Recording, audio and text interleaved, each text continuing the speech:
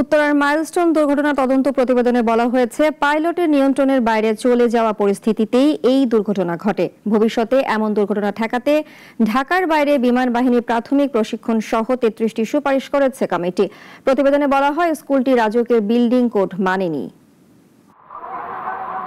গত ২১ জুলাই দুপুরে প্রশিক্ষণ চলাকালে বাংলাদেশ বিমান বাহিনীর একটি যুদ্ধবিমান উত্তরার দিয়াবাড়ি এলাকায় মাইলস্টোন স্কুল অ্যান্ড কলেজ ক্যাম্পাসে বিধ্বস্ত হয়। এই দুর্ঘটনায় শিক্ষক, শিক্ষার্থী ও অভিভাবক সহ ৩৬ জন নিহত হয়েছে, আহত হয় শতাধিক।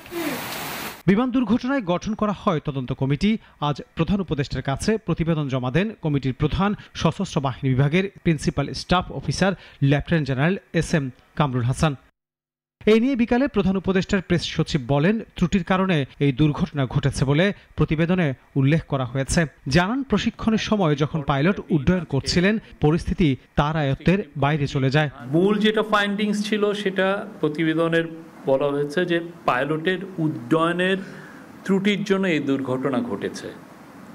ট্রেনিংয়ের সময় উনি যখন ফ্লাই করছিলেন, পরিস্থিতি তার আয়ত্তের বাইরে চলে যায়। তদন্ত কমিটি এক্সপার্ট, ভুক্তভোগী সহ ১৫০ জনের সঙ্গে কথা বলেছে। ১৬৮টি তথ্য উদ্ঘাটন করে তদন্ত কমিটি ৩৩টি সুপারিশ করেছেন।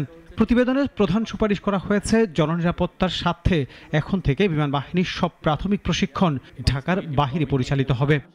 প্রতিবেদনে অনেকগুলো ফাইন্ডিংস, অনেকগুলো রিকমেন্ডেশন এসছে। প্রধান যে রিকমেন্ডেশন সেটা হচ্ছে, জননিরাপত্তার স্বার্থে এখন থেকে এয়ারফোর্সের সকল ইনিশিয়াল ট্রেনিং ঢাকার বাইরে পরিচালিত হবে।